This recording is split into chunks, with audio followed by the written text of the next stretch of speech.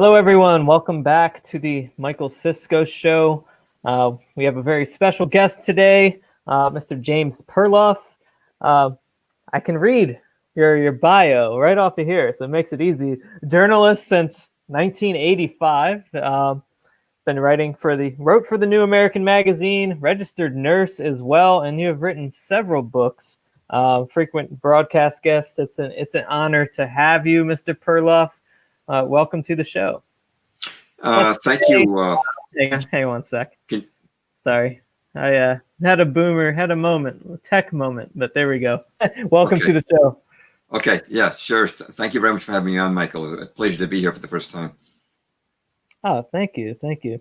It was actually a mutual follower of ours that recommended I bring you on. So I can never remember who actually does suggest these things, but I looked into your stuff and I was quite fascinated. I want to read your book on, let's see, the shadows of power interests me, mostly because I think you get into kind of more detail than you get into in this book on kind of the powers behind the scenes. Am I correct?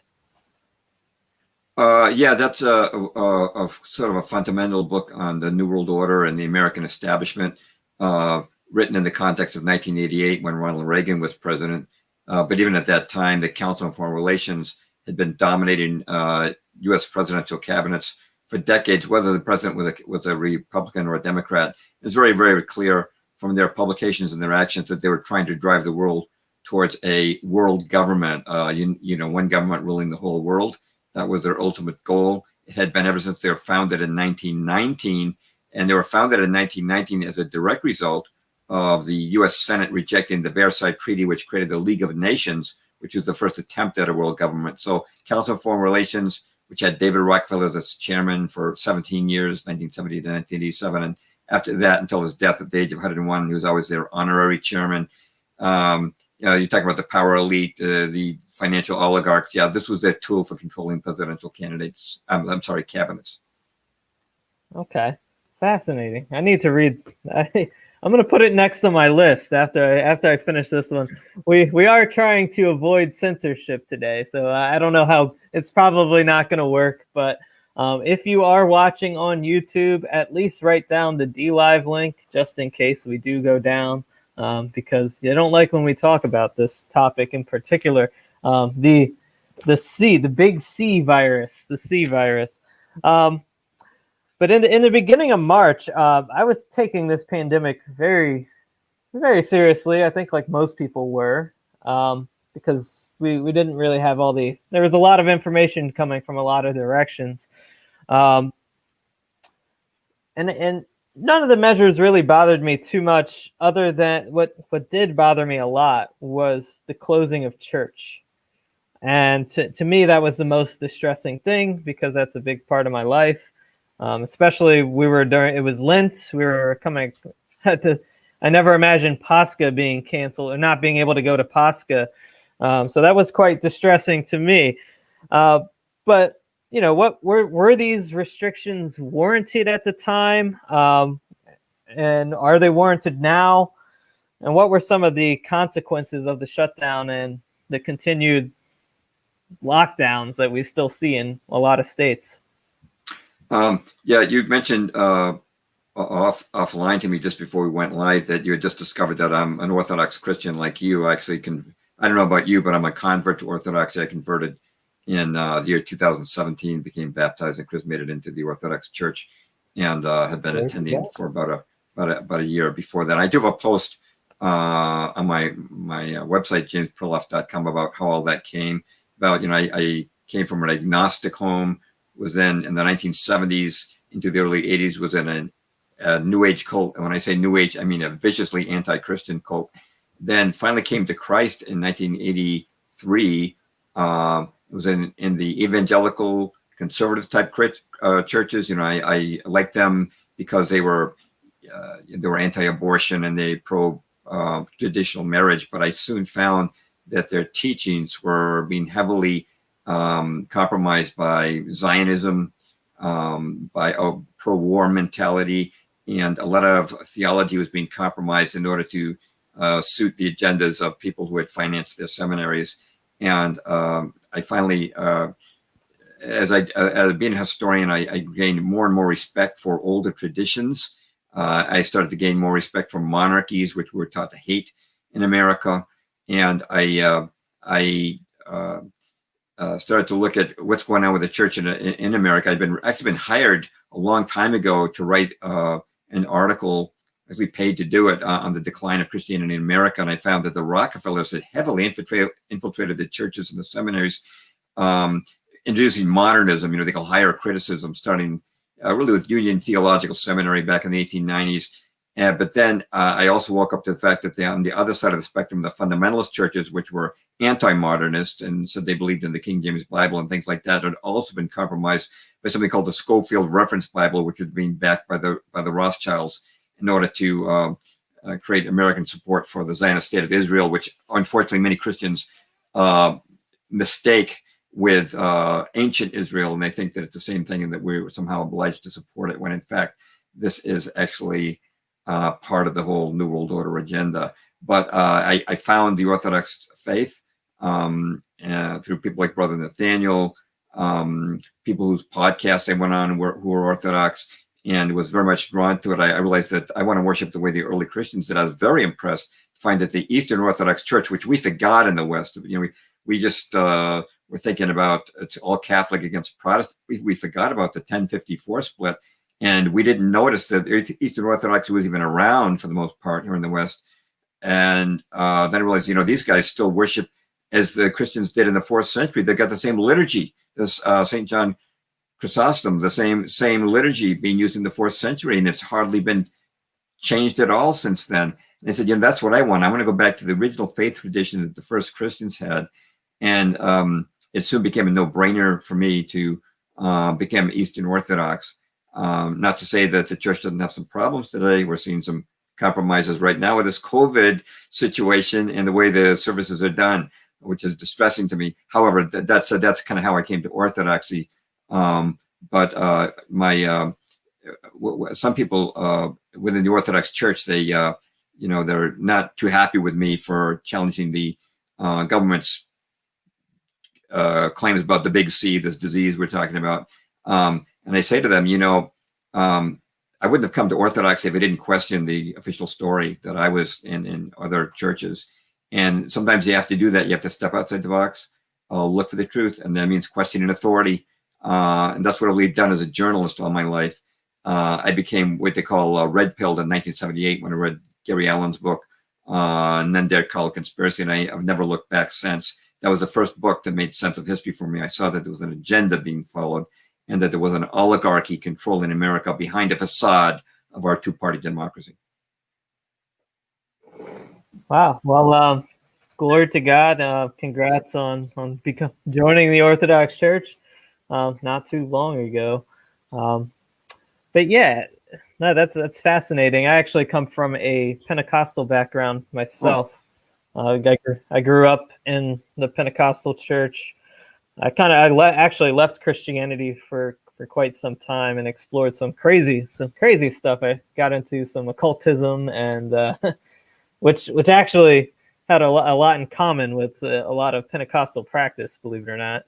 But eventually found my way back to Christ and became Orthodox from studying early church history, basically. So it's good. It's good. Similar.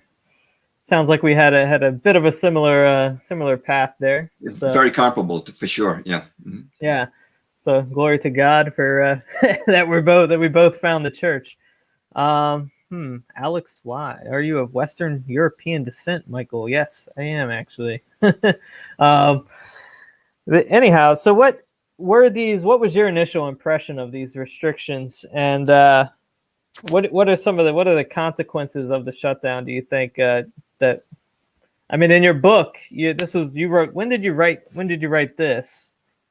Well, I mean, just now. I mean, I started a blog post on the Big C in April, and as more information came out, I kept expanding that blog post, but it was starting to get confusing, I think, for people. And I said, you know what, I got to change this to a book. So the book actually, it's got 27 chapters covering each aspect of the big C, which again, we're using the big C so that, we don't get censored here. I was on I discussed this with another Orthodox Christian on his podcast, and it was almost within a day censored by YouTube. So yeah, we'll try to avoid the terminology that might trigger censorship. I don't know if I can guarantee that, especially if you give a quote someone, I may forget to say big C. But the destruction, I'm a registered nurse. I have been since 1975, although I retired last year before this pandemic hit, so-called pandemic. And I knew that you never quarantine healthy people. That has not ever been a practice. And also within my lifetime, we've seen worse pandemics. The Asian flu of 1957, which I got a flu shot for when I was 6, that killed over 1 million people worldwide. You got to remember that world population was only about a third of what it is today. So that's like 3 million people today. It's a lot deadlier, but nobody dreamed of locking down or mask or social distancing. This is all very novel, new normals. And as a registered nurse, I knew that this was not appropriate. And as the more I dug, I found that many doctors were speaking up about it. You didn't see them interviewed in the mainstream media. So what I'm actually doing in this book is you'll find a lot of material that has been censored. For example, the epidemiologist Newt Kwiatkowski, who said where the lockdown is totally unnecessary. We should be developing herd immunity. Or Doctors Masihi and Erickson out in California, who said that they tested for COVID, for the big C out there, and it had the death rate in California was actually 0.03%. And they said, absolutely, you do not need to shut down the economy. This is bad. It's bad for your immune system. And it's bad for, they were talking about the child abuse victims they were seeing coming in from out of work people. So many horrors to this thing. Actually, before the whole crisis began, a survey showed that 49% of Americans live paycheck to paycheck. Now, you tack onto that by May, you had 40 million people in America applying for unemployment benefits. And according to Reuters, 28 million people in America face eviction, either for non-payment of rent or their mortgages. Obviously, governments can't keep sustaining people who are out of work, because where do they get their revenues? So they primarily from taxes from workers, right? Well, when people are out of work, you don't get that anymore. This is leading to what they call the Great Economic Reset, which we can get into later. They're going to try and, that looks like they're trying to deliberately crash the economies. But the destruction of civil liberties, at the very outset, you said, what about freedom of worship? Or one of the first things that occurred to me is they timed us with cancel Pascha, cancel Easter. And there was actually a British rock band called The Darkness, which last year, 2019, released an album called Easter is Canceled. And, I'm a student of 9/11. There, in the entertainment industry, there's always a lot of predictive programming that goes on. That was, I think, an example of that. We can get a lot of more predictors of that took place in 2019 that this pandemic was coming. But yeah, the police violating civil liberties, the cancellation of jury trials. That's one of our basic rights, which one thing I've always loved about America is that if you're accused of something, you have a right to an impartial jury, 12 people who don't know you and 12 people don't know each other. And you get to present your case in court, and the opposition can present their case in court. But you may get a wrong verdict from that jury, but at least you have a shot. But now they haven't canceled juries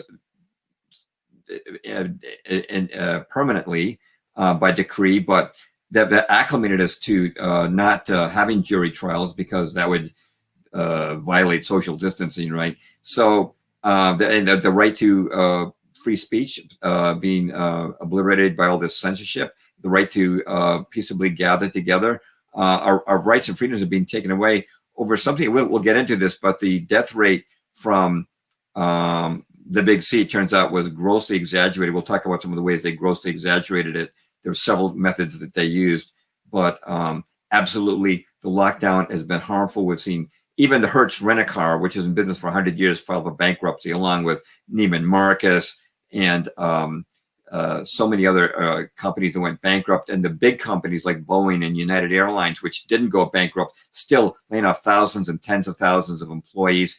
Just massive economic destruction, medical destruction as well. There's a huge backlog of cases now of cancer screenings that weren't done, heart screenings that weren't done. So many people will end up facing death because everything was shuttled aside for this concern for the big C, and those hospitals that were empty waiting for the big C patients to come in. I'm sure you've seen some of those TikTok videos of doctors and nurses dancing because they have nothing to do. I was a nurse for, like I say, since 1975. We worked our butts off. We never had time to dance like that. This was a consequence of governors like Whitmer and others who emptied out their hospitals waiting for the big C patients who never came, and causing all other so-called non-essential services to be shut down, and non-essential medical services along with non-essential businesses across the board. Okay, we do have one question from the audience. What does Mr. Perloff see as possible solutions for traditional Christians in the West during days of persecution to come? That's a question Any that thoughts troubles on me. that? Yeah, that's a question that troubles me a lot. It seems like with this 5G grid, they're going to have everybody spotted. Bill Gates is backing a plan to surround the Earth with surveillance satellites that'll, give feedback in real time. If you've been following what's going on in places like Melbourne and New Zealand, England, and also here in the United States to a certain extent, it looks like they're beta testing Communist China's technocratic police state, civil liberties being taken away. We're seeing revelations that were prophesied in the book of Revelation coming to pass. I often am troubled myself about how we should respond. In America, we have the Second Amendment. I believe in the right of self-defense. At the same time, I'm reminded that the early Christians usually did not resort to the sword when they were persecuted. I think this is something that really I need to spend more time working out myself exactly how we should respond if a true age of darkness and persecution comes. I'm reminded that at the end of World War II, a lot of people don't know this, but in my own historical writing certainly came across it. There was something called Project Keelhaul, Operation Keelhaul, and what happened was at the end of World War II, a lot of Russians had escaped the Stalinist horror show called the Soviet Union, and due to a deal made with Stalin, the American British troops started rounding up Russians and sending them back to the Soviet Union. Well, there's one story that always sticks out in my mind. That the Western troops had backed up a mother and her children to the edge of a raging river, and she took her children and she threw them into the river and then jumped in herself. They all drowned. And now some people would say, well, that's a sin, that's suicide. But you have to ask yourself, was that a bigger sin than going back to the Soviet Union and facing life and torture and indoctrination in a gulag? These are the kind of questions that are very tough to answer. I do believe that we have a right of survival. God gave us life, and He gave us free will, and I think we need to be praying about these kind of things and coming to solutions that are not simplistic, but that are rational and appropriate for ourselves, our families, in the times. By the way, what are your thoughts on that, Michael? I'd like to hear your take as well, because I'm still trying to work that out myself, exactly how we should respond. I think that we are in we're in an unfortunate position that this is happening, but we are in a fortunate position that we do have historical precedents to warn us, because we see what's happening and we know where it could go. So I think that we are in a position to, I think a lot of us recognize the need. We just need to have collaboration to build an actual community to take action. And we need I don't think that there is a convenient way to go about it, but I think that we need to essentially build a community geographically because that's the only way to do it. There aren't enough of us in the country to do this spread out among 300 million people. I think that we need to start building actual real Orthodox communities, or at least be in the same proximity to each other. That way we can kind of have some influence over the local polity. And I don't know. I think it could be done, but we have to organize and effectively communicate with other traditional Christians as well.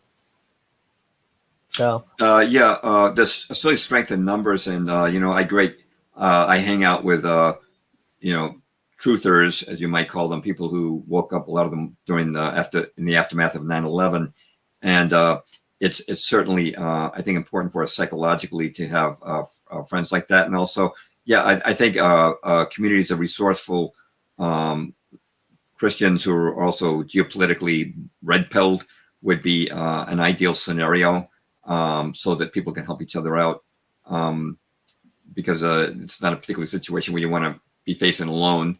If there's a heavy time of persecution coming, I think there's great comfort in encouragement, in the fellowship and sometimes leadership of others who are strong in the faith and can be of assistance to us. Unfortunately, while I have tremendous respect for the Orthodox faith as a representative of Christ, I find that for many of my fellow Orthodox Christians, not all of them, there are some that are wide awake, but most of them are kind of going along with the government narrative. And I've been trying to wake some of them up. But for a lot of these people, even though they have been raised since their infant baptisms in the Orthodox Church, they still have also been raised on government propaganda from the mainstream media, your CNN and your MSNBC, and that's where they get their news all their lives. And so when you try to introduce an idea that runs contrary to that, it's like you're coming up against what's called the big lie. They've heard things so often, they believe them to be true, and they think you're crazy. I actually, when I entered the Orthodox Church, I did not mention politics.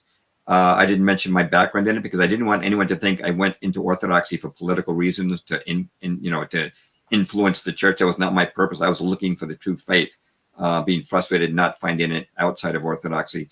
But at this moment in time, when I see the not all of them, the Serbian churches, the Bulgarian churches, the Georgian churches that are carrying on as they always did, but some of the other branches of Orthodoxy are, they're going with the mask and they're compromising the way they do communion, and you can't kiss an icon, you can't venerate an icon, and they've changed the way they've done things. And actually, a friend of mine I had lunch with yesterday, who's very wide awake and also a convert to Orthodoxy, said that actually refusing to allow people to traditionally venerate an icon actually violates the Seventh Ecumenical Council, what it said about icons. I have to look into that. It was he said this is from a discussion with an Orthodox professor.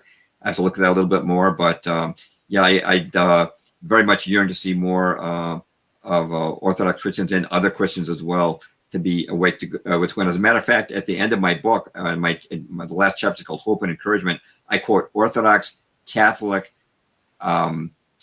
evangelical, and even a Muslim spokesperson, all of whom are awake, because I want these religious leaders to be beacons for their own faiths as to what's going on. The world needs to awaken right now. If we don't resist this thing, I know a lot of people don't see that the civil liberties are being threatened by this, that it's not about your health, it's about control. But we really need as much communication, as much resistance to this right now. I believe it's God's will that we resist it. He certainly doesn't want a Luciferian system ruling the world, even if we understand the book of Revelation prophecies that he certainly doesn't want us letting it happen or helping to make it happen. Yeah, I drive over an hour to get to a parish that doesn't require a mask. So very good. I've been hearing about those kind of situations. Yeah. It is, it's worth the drive, honestly. I think our buddy, good Orthodoxy First here, he has a new YouTube channel, and he actually talked about this on his new show yesterday. So if you are watching this show, you should check him out too. Okay. Luke Kindred is his name, and he kind of hit on exactly what you were talking about. So he's a brand new show, but he's got talent. He's good. How do you spell his last name? I think it's Kendrod. RAT, I believe. Okay. Yeah, but you just type in orthodoxy first, and he will come up. So Great. yep. But anyhow, back to the big C. So given the hysteria, I guess, perpetuated in the media, well, especially it's nonstop. It has. We thought maybe it would wane a little bit, but it just seems to keep amplifying. But how can we put this into? Can you help us put the big C virus into perspective? And who is responsible? Well, you kind of already hit on it, but maybe we can get a little more specific. Who benefits from exaggerating it? Well, this goes to an even larger question that is a reflection of American history. When I read Gary Allen's book, None Dare Call It Conspiracy, and got blue-pilled on history, and I started writing for the New American magazine, COVID wasn't anywhere in the picture yet. Now, when you talk to people about 9/11, the common response you get is, well, our government would never do that to us. And if they did, the media would surely tell us about it. But actually, I did a talk. It's on my welcome page, jamesperloff.com, a talk I gave at a library a couple of years ago on the whole history of wars and deception. And if you go through time, you're talking about Fort Sumter, sinking of the Maine, Spanish-American War of 1898, the Lusitania, which dragged us into World War I. There was another similar event when we invaded Mexico in 1914. Pearl Harbor, of course, the Japanese attacked us, but one of the first cover stories I did for the New American magazine was in 1986 on Pearl Harbor. The fact that we had full foreknowledge of that attack, that, by the way, also provoked the attack. We did, and we also, President Roosevelt put the fleet in Pearl Harbor, a move that made absolutely no sense militarily, strategically. It was against all naval advice. He even fired the fleet commander for protesting it. Okay, you can look at the Korean War, how American foreign policy set that up, and this was to generate a war that would validate the UN. Remember, we were fighting under the UN flag in Korea. The UN had just been created, and also took away from Congress the right to declare war. It was President Truman sent troops to Korea under the UN mandate. He didn't even bother getting a declaration of war. He didn't need one any longer. And then, of course, you've got Tonkin Gulf and the Vietnam War. You've got if people are familiar with the fake incubators baby story that got us into the Gulf War of '91, and the fake weapons of mass destruction story that got us to the Iraq War of 2003. And the fake tales of Assad's chemical weapons leading us to bomb him with cruise missiles twice. By the way, I go to church with Syrian Christians. They know Assad is a good man and that they're wise to American foreign policy. But there's this whole pattern, and people need to see the big picture. What's happened with COVID is actually part of a situation. I don't know if I can reach the book from where I am, but let me go to up screen just a second. Hold on. I've got this great book here written in 1937 by Ferdinand Lundberg. It's called America's 60 Families. Now, Lundberg was one of the most eminent financial journalists of his day.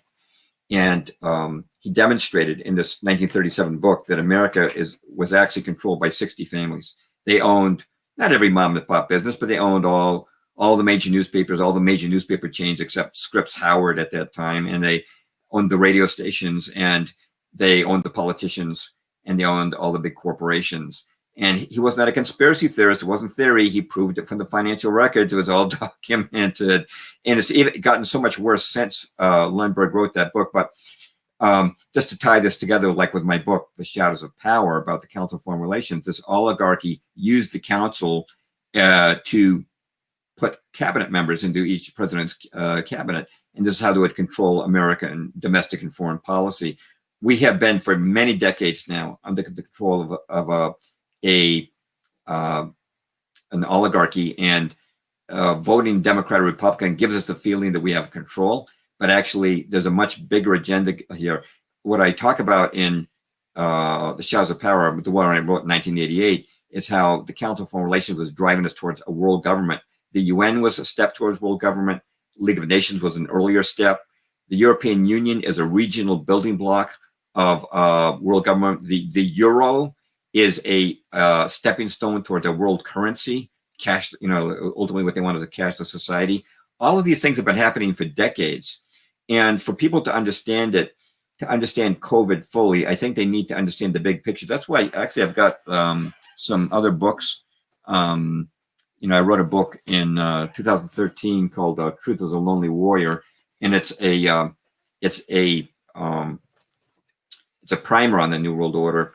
The false flags, Federal Reserve System, Council on Foreign Relations, media control, secret societies like the Freemasons, weather control, up through vaccines. Tried to cover every aspect. Then I supplemented that with another book in 2019 called 13 Pieces of the Jigsaw, which amplified and added to that book. But it's a big picture. What we're doing with the big C is part of a big picture. And it caught us by surprise the way they were doing this. None of us was expecting that the New World Order or world government would come about through a medical pretext. That I'm not aware of anybody who was anticipating that. But it's clear that that's what they're doing. And man, I'm going to end off here because I'm talking for too long. But we're getting awfully close to Mark of the Beast stuff here, and technology is being. It's not conspiracy theory. I mean, it's like the technology is there, coming from universities to generate it. Yeah. Do you think that, are you saying like a vaccine of some sort might be like a mark of the beast? I mean, I've heard, I know that there's also, is there any interplay between like the transhumanism stuff here, like with Elon Musk and the brain interfaces? Yeah, it's really dark stuff. And, when I first heard about digital tattoos, I thought, oh, that's just a conspiracy theory. And then lo and behold, we go to Rice University School of Engineering. Here we go, direct quote. Kevin McHugh, an assistant professor of bioengineering at Rice, and a team from MIT report in a cover story in Science Translational Medicine on the development of quantum dot tags that fluoresce with information after they're injected as part of a vaccination. Instead of ink, this highly specific medical record consists of copper-based quantum dots embedded in biocompatible micron-scale capsules. Their near-infrared dye is invisible, but the pattern they set can be read and interpreted by a customized smartphone. The Bill and Melinda Gates Foundation came to us and said, "Hey, we've got a real problem knowing who's vaccinated," said McHugh. And the quote goes on. Again, this is Rice School of Bioengineering. I have the quote in my book. And what's frightening about this, I know that in the past, I'm sure you probably heard people talk about, is this guy the Antichrist? Is that guy the Antichrist? There's always a lot of interpretations going on with the book of Revelation, but I've never seen anything so close to the mark of the beast. Right now, in many states, you can't go into a store and buy anything without a mask. It's not going to be much of a bump up for them to say, you can't go into a store, a few months down the road and buy something unless you've got this quantum dot tattoo, this digital tattoo that shows you've received your COVID vaccination. We're not far from that. And that's very close to what the book of Revelation says about the mark of the beast. You can't buy or sell without the mark. And if you start to look at the oligarchy I was talking about, it's definitely Luciferian.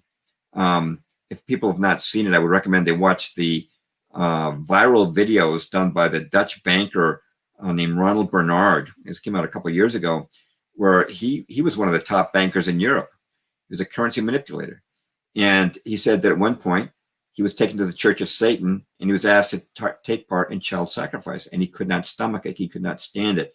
And that's why he decided to go public. There's many people, Ted Gunderson, former FBI chief in Los Angeles, going back years, people exposed that these people are Luciferian. When you put together Luciferianism with this digital tattoo that you can't buy or sell without, we're awfully close. I don't think it's being too theoretical to say we're awfully close to the mark of the beast, and what we call an end in all branches of Christianity, we call it an end time scenario. It's very, very close and very, very dangerous. especially see the police state weighing down in places like Melbourne in Australia and New Zealand. And people, I don't know if you saw the kind of viral video of a mom in Brooklyn, New York, was thrown on the floor of a subway station, not because she didn't have a mask, because she wasn't wearing it right. And she did this in front of her, she was handcuffed in front of her little toddler child. And we're seeing police state measures take place that don't make any sense. They're not medically sensible. And there's certainly violations of our basic traditional freedoms. And we're headed into a period of darkness if we don't resist it. So, people I think to understand COVID, my book, I should mention my book on COVID, because this is a big deal for people. I'm sorry, the big C. I'm sorry. You can edit this later and take out that word. Just put in the big C. But the big C, my book has over almost 300 endnotes, because I know that a big deal for people. So, well, where did you hear that? Isn't that fake news? So every statistic I quote and every quote I quote is backed by an endnote. And people can look up the article, the original reference themselves. Sometimes it's the CDC, maybe somebody's YouTube broadcast, but they can always find the source for the information that I give. I felt that was very important. I learned early on that if you want to write a credible book, you better document what you say. Otherwise, people will say, well, how do we know this is really true or not? So that's basic. I wanted to make sure that was included in the book. Yeah, that's interesting. Do you think that these people are consciously, that these Luciferians are they like, do they know that they're making a mark of the beast, or are they just is that just the natural progression for them? Do they know what they're doing? There's a lot of numerology here. The Contact Tracing Act is House Resolution 6666.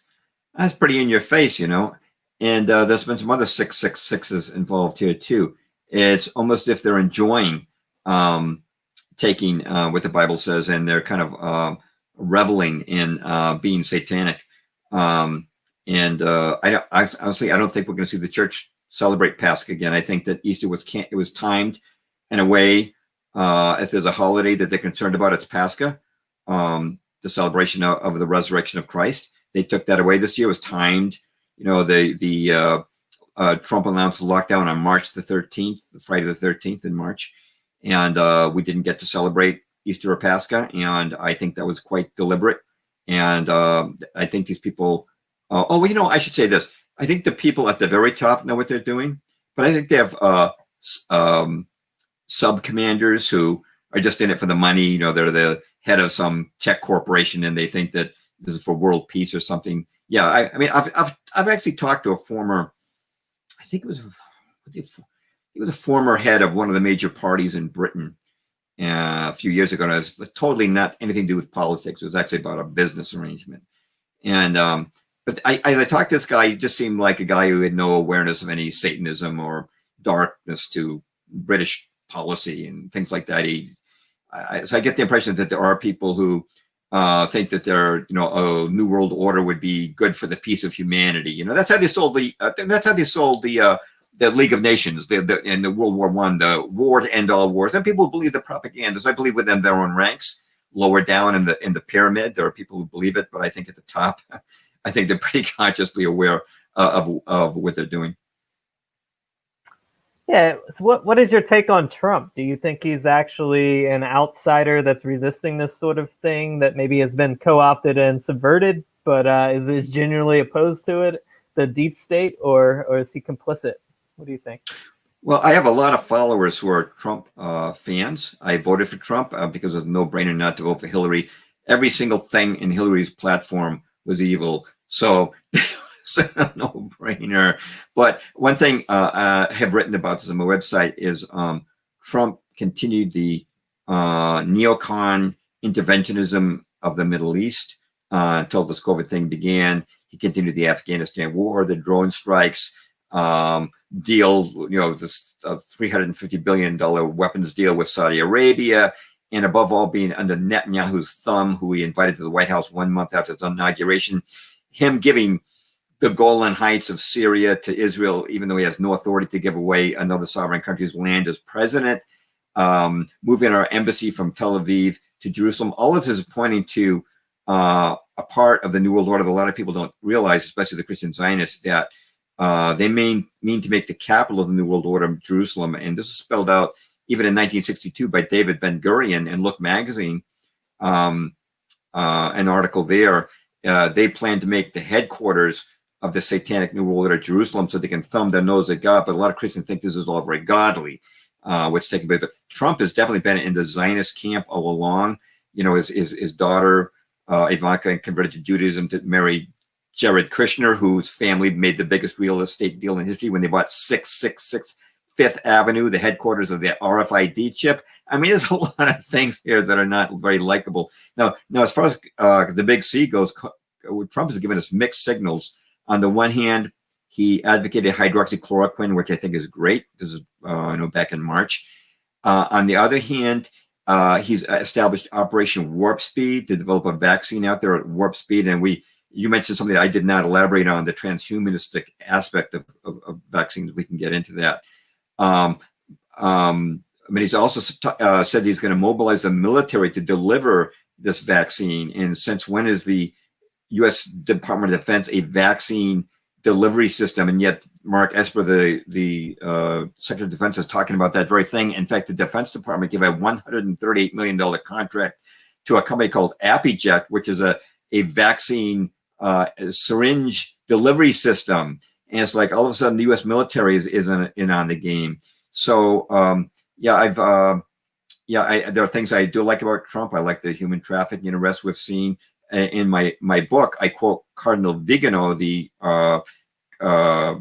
Catholic Archbishop, who praises Trump and his fight against the deep state and talks about COVID. I also quote Pastor Chuck Baldwin, who points out that if by having Trump in office, people are much more accepting of the lockdown. He said if Hillary Clinton ordered the lockdown, the churches would have rebelled. He says, but because Trump ordered the lockdown, the evangelicals went along. And I think he's making a pretty good point there. So, yeah, I know there are a lot of very good Americans, constitutionalists, who are 100% for Trump. And certainly the things he says are very good. But does a deep state want him there because they know they'll get more compliance than they will under Hillary Clinton? That's a great question. It's one of the questions that's raised in the book. Yeah. Well, my plan for Jerusalem is to raise the cross over the Dome of the Rock. That's my plan. So that sounds like a good one. Yeah, that's not the plan they have. They want to build a second temple or third temple of Solomon there, but it'll be a temple for the Antichrist. That's what the real plan is.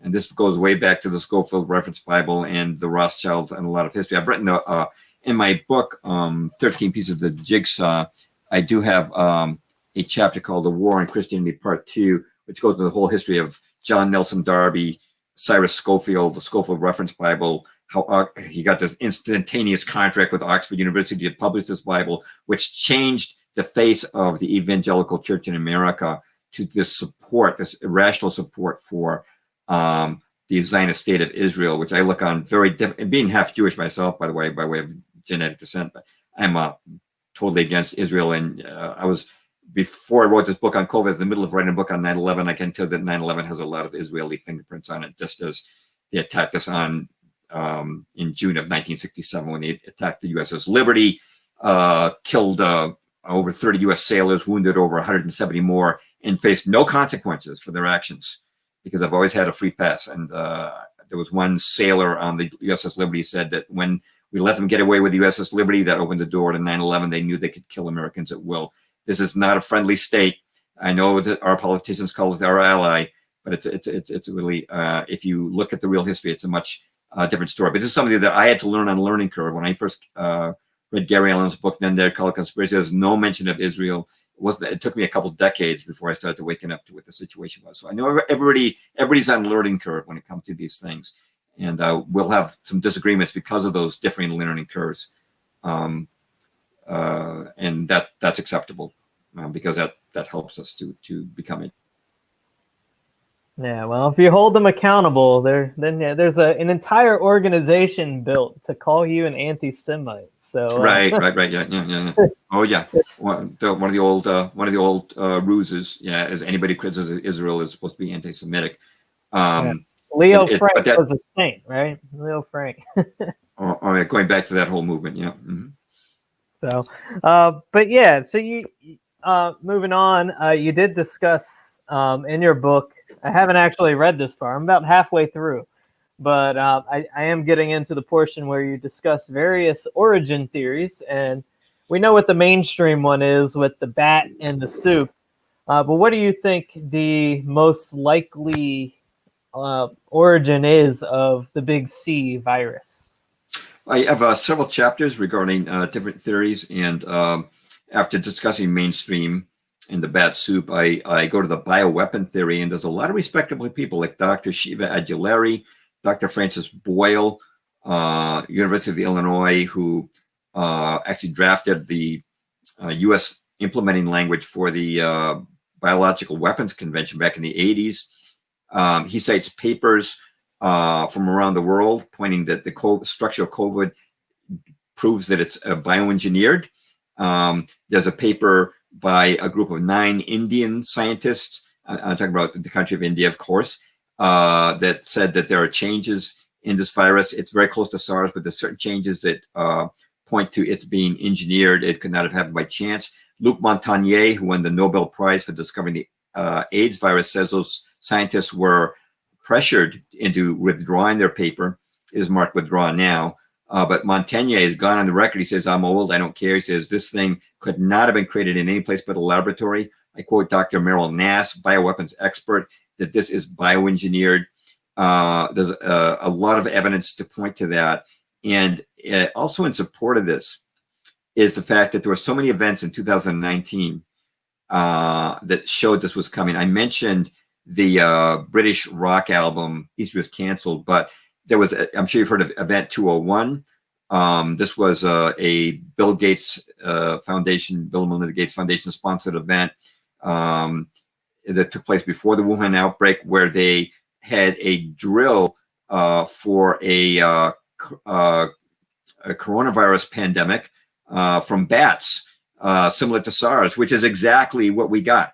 And they, in this drill, they talked about how to suppress social media and how to censor, even arrest people. They were talking about even arresting people who presented an alternative view, that this would get us stamp out fake news, and which we're seeing that happen on YouTube right now. And then there was a drill run by the U.S. government called Crimson Contagion last year, which was about worldwide pandemic starts in China. But I think the most biggest smoking gun was this.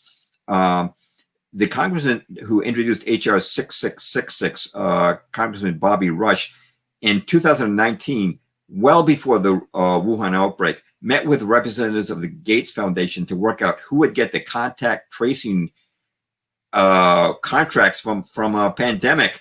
And it's like, how did Congressman, he's the guy who introduced H.R. 66, how did he know this months in advance? And then you had Netflix produced a series that was aired in January of this year, before we went to lockdown, called Pandemic, 3-part series. And I believe they had backing from the Gates Foundation for that. So there was a lot of evidence that they knew this was coming. So if this was a bioweapon, I believe that we're talking about an engineered weapon that was deliberately released, not just something that happened to get accidentally leaked out of a laboratory. The next chapter, I talk about the 5G theory, which is very controversial. And I quote people from alt media on both sides. You know, I quote like Derek Bros talking to James Corbett. They think it's not a link. And I quote some other sources that say that there's no hard scientific evidence linking 5G to COVID, but also, I'm sorry, to the big C, the big C. Hope we stay on the air here. I'm sorry. Go ahead and feel free to insert the words the big C where I said the wrong word. But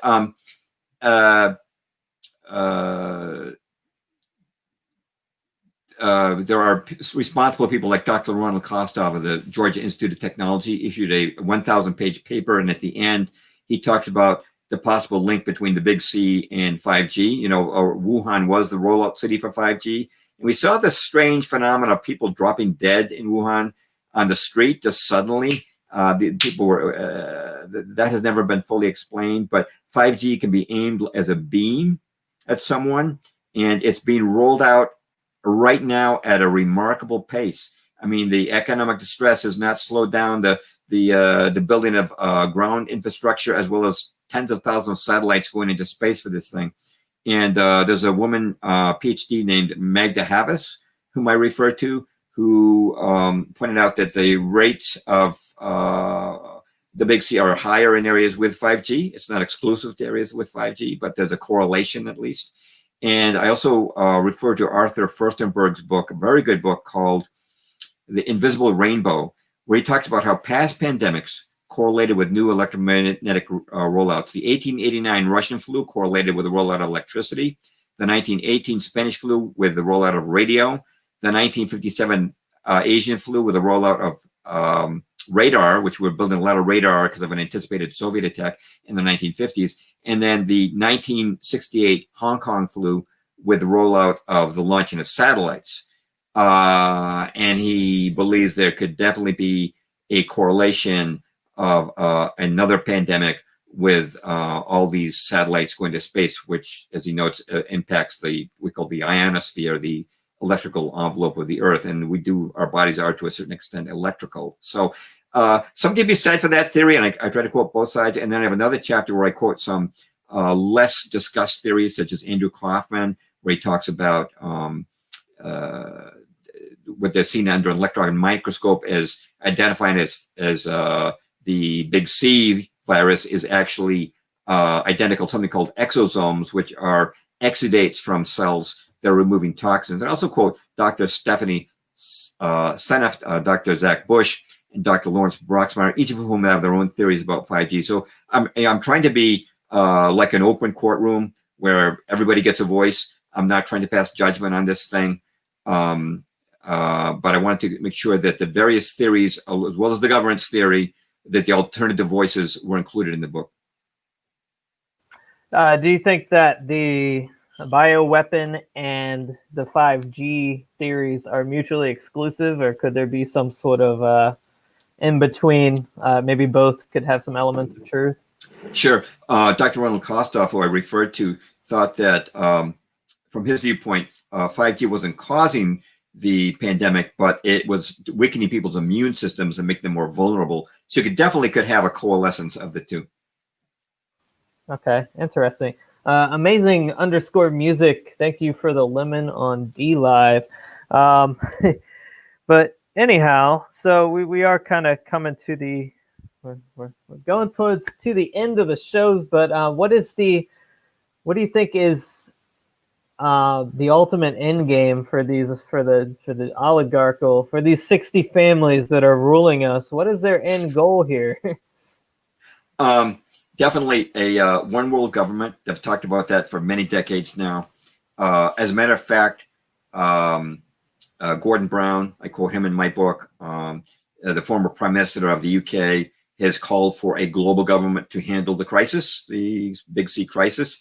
And we have the World Economic Forum calling for a global reset, which appears to be a cashless society, which is already being beta tested in China. You know, they've gone cashless in China. And if you jaywalk, you'll be, you know, they'll use facial recognition and charge your digital account, the penalty. There won't be a policeman to stop you in that case. They're looking at a worldwide police state, something that's satanic, that's something that's very similar to what's discussed in the book of Revelation and the Antichrist. It will certainly be an anti-God system with worship shut down. And it also includes, of course, the idea of a digital ID. You've got the ID 2020 Alliance, which advocates that everyone in the world should have a digital ID, and that's been backed by Bill Gates. And I have a full chapter on Bill Gates, by the way, and all the things he's up to. But you see the Microsoft emblem right on the ID 2020 Alliance homepage. You can see how all this is coming together. Actually, there's a system right now being tested in Africa where they're taking your vaccine record and your financial record. This is a project that's being implemented by MasterCard, Gavi, which is a vaccine alliance funded by Bill Gates, but it's a partnership between global governments and private pharmaceutical companies, and a company called Trust Stamp, which is an AI company. And they're going to mix all your records, your vaccine record, your financial record, all together. And you can see the system coming about. It's the documentation is there. It's not theoretical. It's really happening. And this again is why we need to wake people up. And I think that, something, I'll tell you a truth that is true. When I read Gary Allen's book, None Dare Call It Conspiracy, in 1978, I was not a Christian. I was a New Ager. But that was a big factor in my becoming a Christian, because I found that the people who opposed this New World Order, this satanic New World Order, were Christians. And all of a sudden, these Christians who I disliked, I certainly had a much more favorable outlook on them. And that was a big factor in moving me towards Christianity and drawing me towards God. So I think that the more we wake people up to the pattern and agenda that's taking place, I think we'll be drawing people to faith at the same time. And I think that is part of God's plan. I know the bad guys have their plan, but God's got his plan that's working at the same time. Yeah, do you think that's maybe why they like China so much, the elites? Because China's obviously an atheistic government. Is that the tie? Is that what links them fraternally, I guess, with the elites? Yeah, I can tell you, I wrote articles for New American going way back. The American establishment, our State Department, was heavily involved in the 1949 communist takeover of China. Well, it was proceeding for years before then, but the United States State Department played a huge role in that. And when Henry Kissinger took Nixon to China in 1972, that was part of this big plan. It's interesting. China accepted technology from our capitalist West, yet they remained an authoritarian, totalitarian, communist government. It's a weird combination in China. You've got this combination of technology and communism, which before Kissinger went over there, they were basically a pretty backwards country compared to the West technologically. Now they're taking the lead. Yeah, I think that's part of the plan. I think that basically, at the deepest levels of the deep state, they're in it together. I think we just got a comment that kind of ends us on a good note. God wins in the end, so we should never lose hope. Agreed. Right. In fact, I opened my last chapter, which is called in my book. The last chapter of my book is called Hope and Encouragement.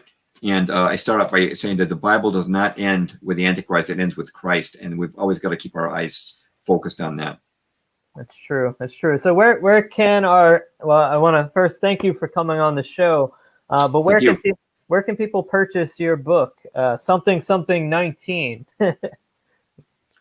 The book sells on Amazon. It's been selling much better there than I expected.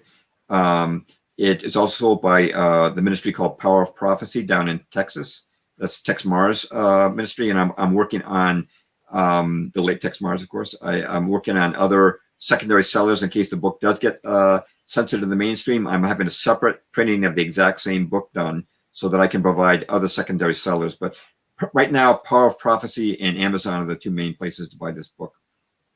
Okay, awesome. Can anybody follow you on social media, Twitter, or? I'm not on Facebook, but I'm on Twitter as James Perloff, and my website is jamesperloff.com. It's P as in Peter, ERLOFF. Twitter and my website. All right. Well, thank you so much. And for those watching, you can check my website out too, saintsedwardmedia.com. Good. We have traditional news and opinion that we try and I don't plug it enough on my own show, so it's a chance to do that. I don't know why I don't, but I get so into these conversations I forget to plug my own stuff. But thank you guys for watching. Thank you again, James Perloff.